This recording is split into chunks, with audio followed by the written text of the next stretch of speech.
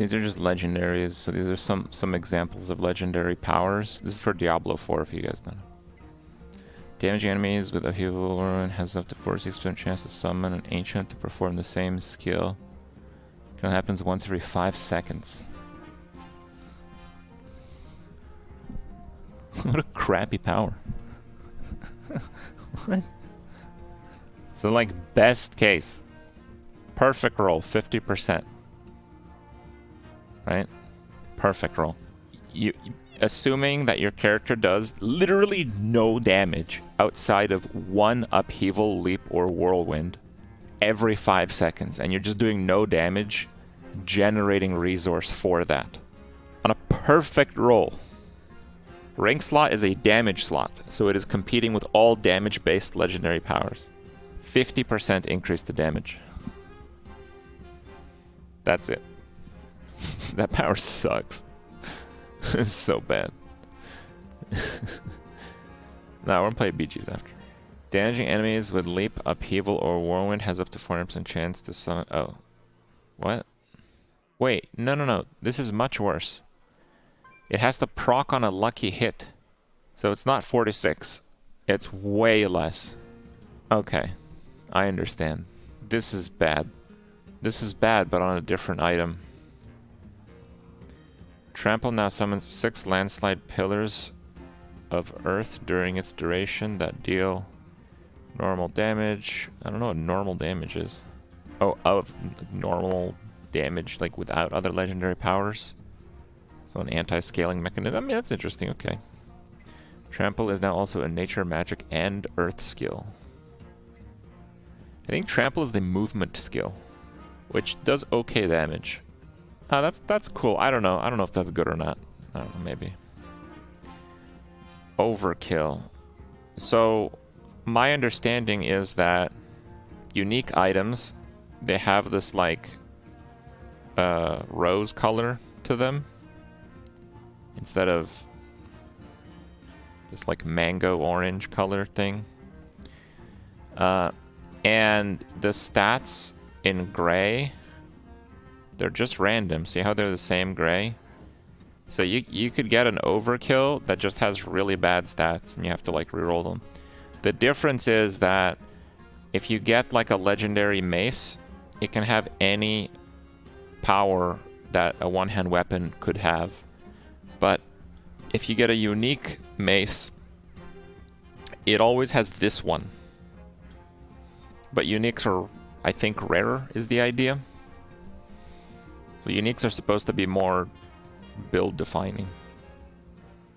Creates a shockwave dealing 26% of its base damage to enemies. Enemies who die to this effect also reset death blow's cooldown. Oh, so death, it amplifies death blow. I think death blow is single target, and this makes the single target attack an AoE attack, which I actually think is pretty good. But this is on a two-hander, so you're missing like 50 to 80% more damage multiplier on your skill or character to get this. You probably don't want that. Or maybe you'd use that for like clearing and then you swap.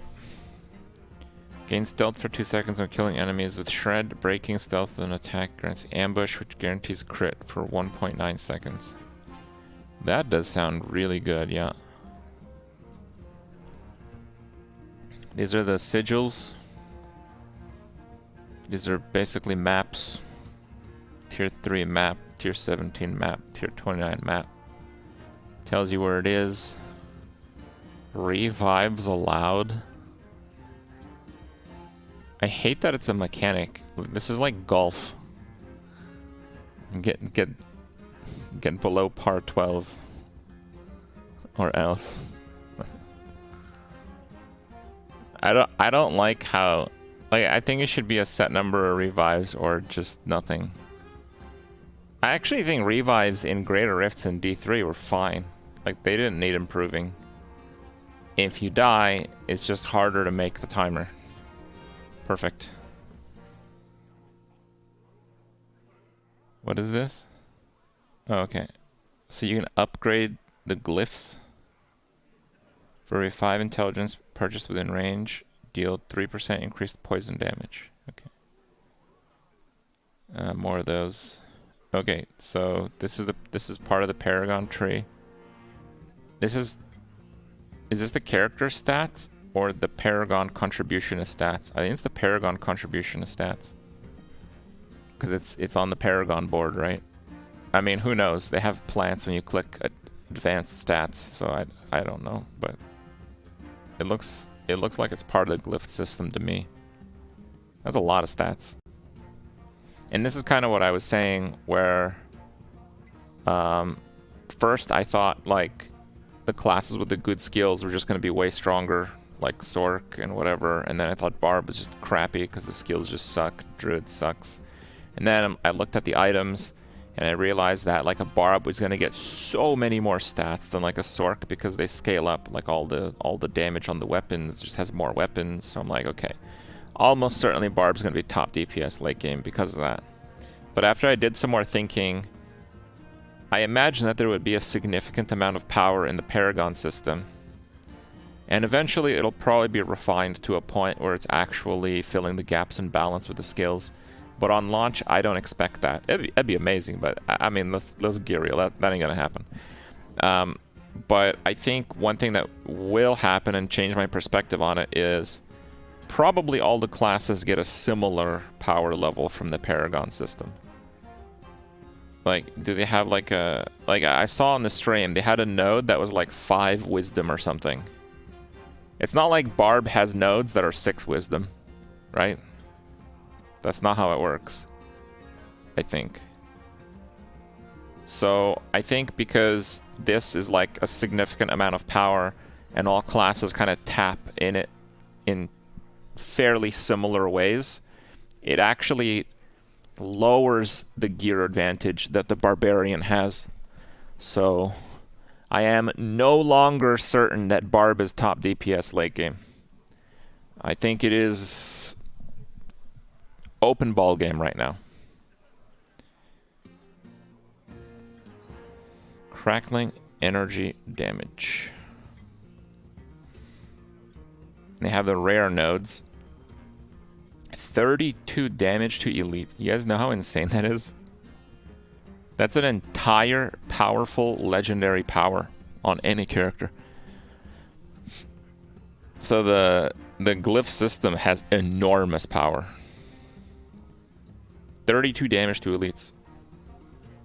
In the load screen, they defined what elites are. Elites are champion monsters, rare monsters, bosses, and players.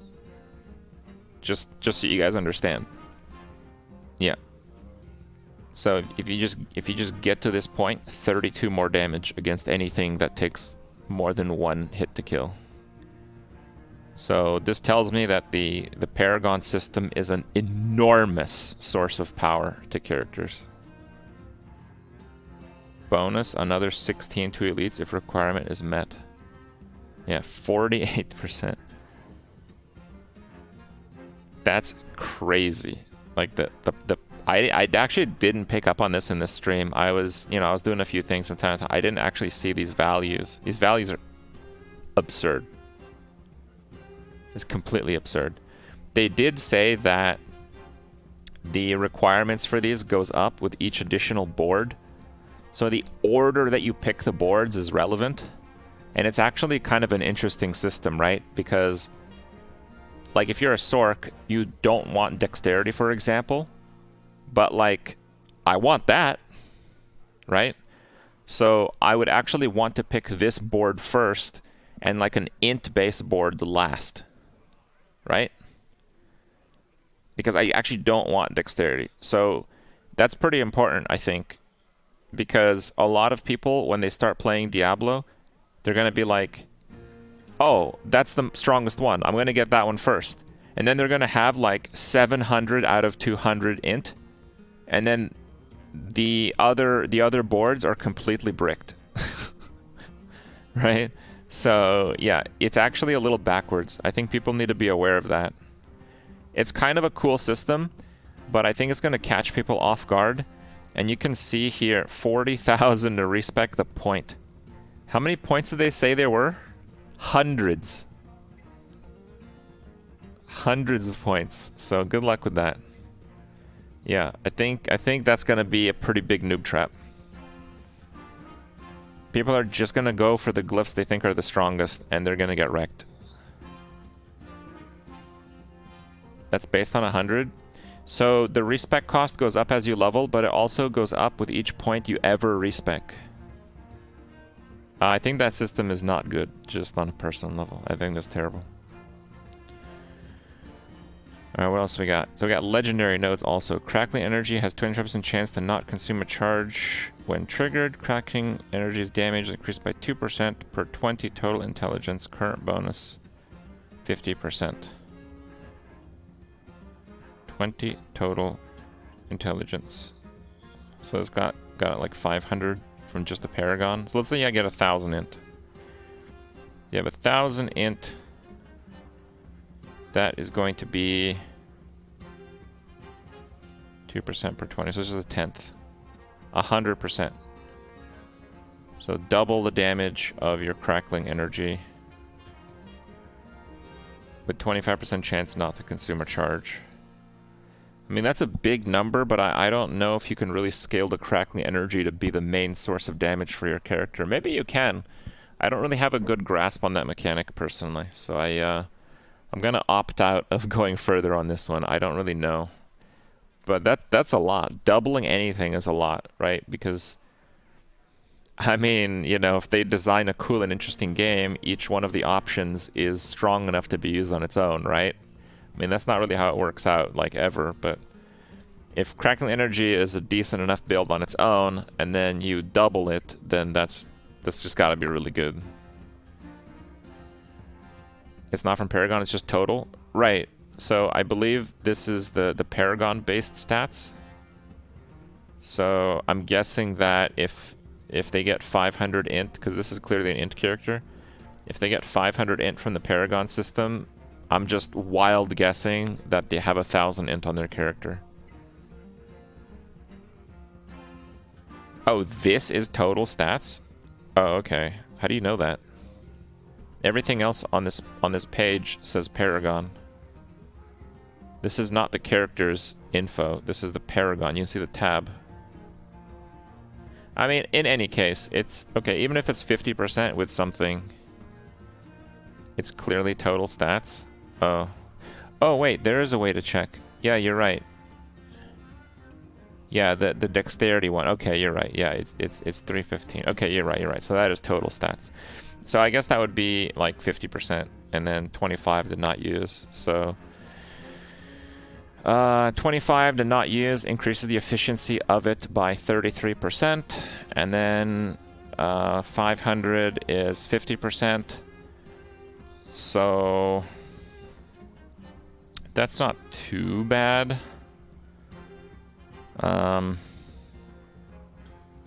Yeah, that's not too bad. It's still almost doubling the effect. But importantly, it doesn't have a scaler. The rare node seems potentially stronger. Like this guy has... Oh no, you can't scale infinitely. Oh, okay, no, never mind. So these scale if you reach a threshold, and these actually scale infinitely. Okay. That's interesting. Glyph socket. So this guy's got a bunch of glyphs. Some of them are blue, some of them are yellow. Maybe there's white glyphs, maybe there's legendary glyphs, maybe there's unique glyphs, maybe. I don't think they said anything about that, but maybe.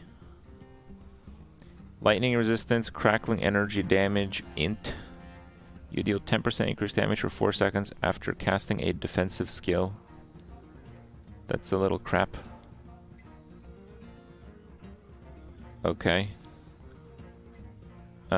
Grants 50 bonus to all rare nodes within range. Oh, dude. So you get this thing that gives you 48% damage to elites. And then whatever this crap is, forget about it. You just drop a 50% bonus on it. It's hitting at least 2 from this screenshot. Dude, the character power is completely insane. 10% increased damage for 4 seconds after casting a defensive skill. So this is all pretty cool, and I'm surely going to enjoy it because it's a new, fairly complicated system to try to understand and perfect. And you know, I love that stuff. That's the best part of video games for me, right? But man, there's no way this is balanced. Remember when they said they wanted to cut back on like doing damage in the billions and stuff? I don't know. What I'm seeing right now screams billions to me. Okay. It's like, yeah, so you get like 200 something points and like, yeah, you put like 1 point here and your damage goes up by 50%. And then you do this thing here that scales infinitely. And, oh yeah, you get like these glyphs and they multiply those other bonuses. Bro, like, I mean, we really are going to be doing billions of damage in this game. Okay. Maybe the monsters will have crap ton of DR. I mean, that is possible.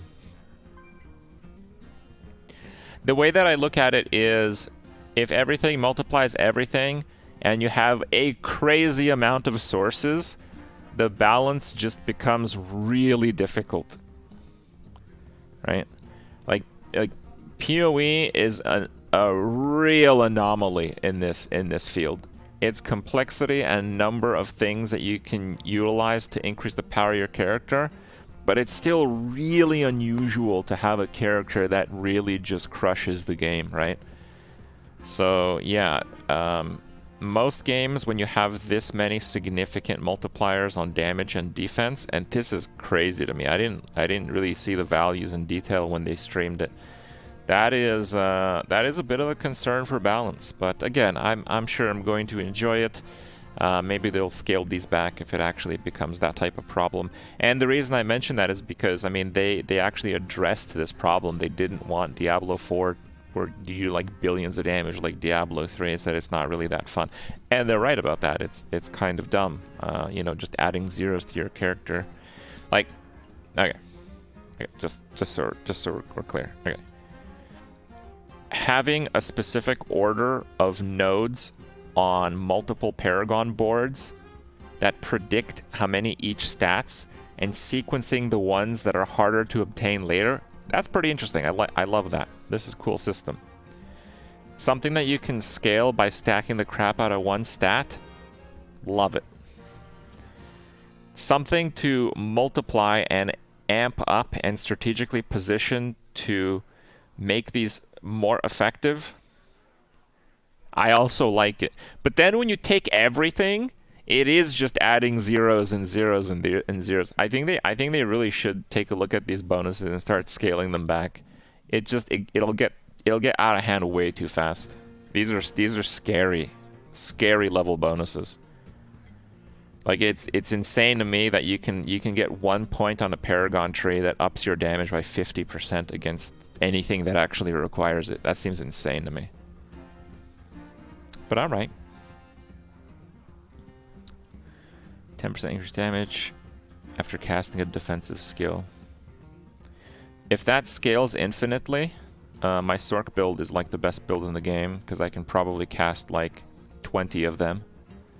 Probably doesn't though. I mean, they actually outlined these balance changes in a post like a week or so ago, so this is actually nothing new for the relevant sorcerers out there. They're making Charge Bolt better. Charge Bolt was kind of a bad skill that was just used to proc stuff. It was a good proc skill, but not that good for damage. Damage increased, mana cost decreased, so maybe it's a good skill now. Decreased damage of Chain Lightning and reduced its effectiveness against bosses. Chain Lightning was the best skill starting out, and it looked like it had really high scaling potential because of the auto cast on mana spent. So, I mean, with a level 25 cap, I couldn't call it broken. But they obviously know the game after level 25. and if it's too abundant to gain resource, Chain Lightning might actually be really game-breaking later, so maybe they changed it for that. Here's the cooldown for the Incinerate skill enchantment bonus. I think Incinerate is one of the worst skills Sorcerer has, so I don't think I care about that. Firewalls now spawn underneath enemies more frequently when using the enchantment bonus. So Firewall enchantment bonus was already like one of... I don't know. So you got 2 enchantment slots. If you're playing Fire, I don't know if it's like the number 1, but it's almost certainly top 2. So this is pretty huge because the Fire build looked like it was struggling just a little bit. No, it wasn't far behind, but it looked like it was struggling. So this might just bring it back, and maybe you can just play whatever Sorc you want, and it's about the same, which would be nice. Increase the lucky hit chance of the Meteor skill enchant bonus. Yeah, that was just horrible. They made Barb more tanky. They buffed everything for Druid. And Necro Summons, they want you to cast them constantly because that's engaging, apparently. So you guys can enjoy that. So they're making the outline of the dungeons better. This is good. So yeah, you go here, and then there, and then there, and then there, and then back. And honestly, this wasn't like that bad. It's just that this is kind of a neat example. Some of them, the thing goes like here, and this goes like there, and that goes there. Part of like the randomness maybe, and it's like it's way worse. This is not that, but yeah, it's not good.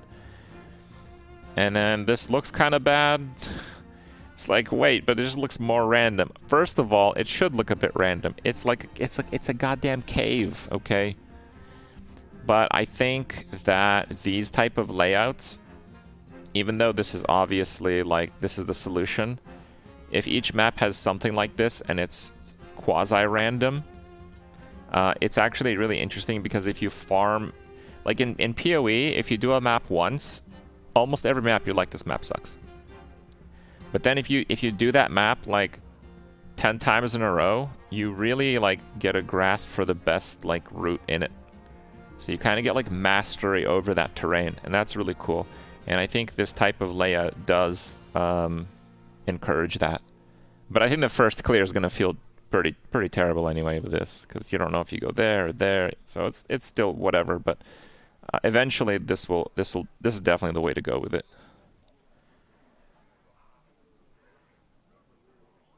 This one doesn't seem that bad. What? Oh, because the nodes are like 2 rooms up.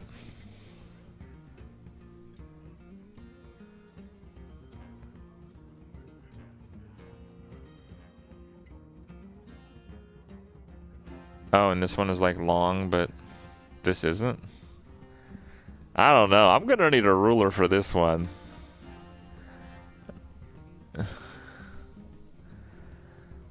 Bro, if this is the difference between sadness and happiness, someone who's drawn these has got like bipolar or something. These are very similar.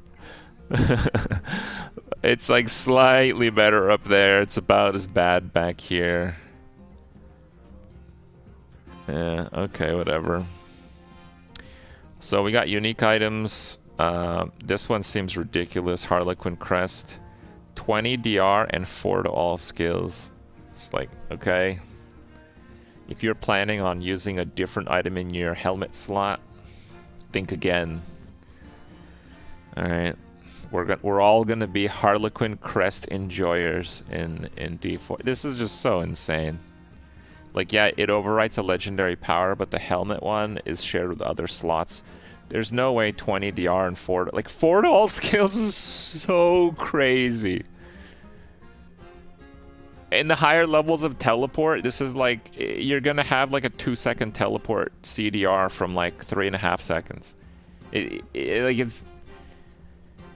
And 4 to all skills is a compounding 10% damage. So that's, like, 45% damage.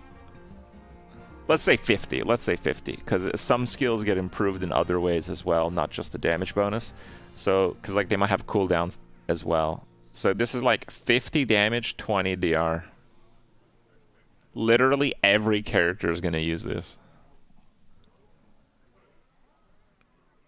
Yeah. If a core skill hits 5 or more enemies, 35% of the resource cost is refunded. So rings have resource powers. This is a unique, so you can't change this. But legendaries, they have resource-based options for legendary powers on rings. But also the ring slot can use weapon legendary powers. So you just have to keep that in mind when you're looking at a ring legendary power with a resource. You might be like, oh wow, that'll help me whirlwind more. But you have to keep in mind that while you might be whirlwinding more, the opportunity cost is like 50% more damage with all your abilities. So like this looks okay, but the opportunity cost for a ring slot for damage is really high. So I'm not crazy about that. That looks actually kind of bad to me. Effects that heal you grant a barrier. I like barriers. That's the pants slot. That's probably pretty good. More legendary power examples. So the actual stats, they don't really matter. While Army of the Dead is active, your minions gain 97% attack speed and take 90% reduced damage. Well, that seems a little good. How long does that last? Okay. When you evade or shadow step, you leave behind a cluster of exploding grenades, physical and stun. Oh, it only lasts like 3 seconds? That seems really bad then. Critical strikes with core skills increase your attack speed by 25% for 5 seconds. I don't really know why we're looking at that. This is not even good. Whenever penetrating shot damages an enemy, 2 additional arrows split off to either side. These arrows deal 48% of penetrating shot base damage and do not split. I actually really like these powers. I don't know if that's good or not, and that's kind of the special sauce. I think stuff like that needs to be on more items. It might be awful though, but like changing the skill meaningfully is really cool. I like that. Your cast a charge roll have 22% chance to be attracted to enemies and last 300% longer. Well, that seems pretty good. So this is another unique. This is a chest. When you pick up 5 blood orbs, a free bone spirit is spawned, dealing bonus damage based on your current life percent.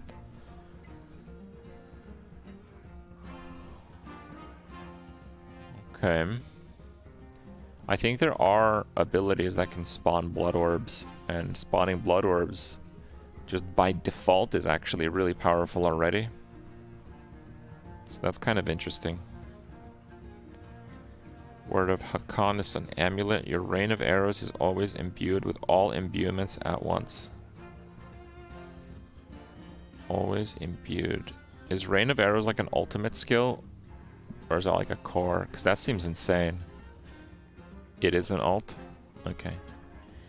I just want a quick thing. We're gonna go back to the Shaco here. So remember when I said that this is at least 50% damage? Yeah, just imagine you have this. It buffs each imbuement by 4 levels, increasing its damage by like 50%, and in some cases more than just a damage bonus. And then it improves the skill by 50%. And then the imbuements do a damage multiplier of the skill. So the skill is up 50%, the imbuement is up 50%, and then they multiply. So this 4 skill situation, this is obviously broken. Again, if you're not using a Harlequin crest in D4, you're scrub. You can only have 1 unique. What? I don't think so. I mean, if that's true, then all praise Harlequin Crest. Because none of these are even close. It's not true anymore. You can wear as many as you want. Yeah, it wouldn't make sense. Fireball now bounces, it travels, exploding each time it hits the ground, but explosion deals 65% less damage. What? Yep. Oh yeah, so the playtest you get something. So I'm obviously playing this playtest thingy. All right. Well, I mean, it was a pretty fun dev thing. Normally I kind of skip them and get cliff notes. But in this case, you've been informed, and I would say that it was a pretty informative one, particularly with the Paragon reveal, particularly with the values in the Paragon reveals. That's pretty good.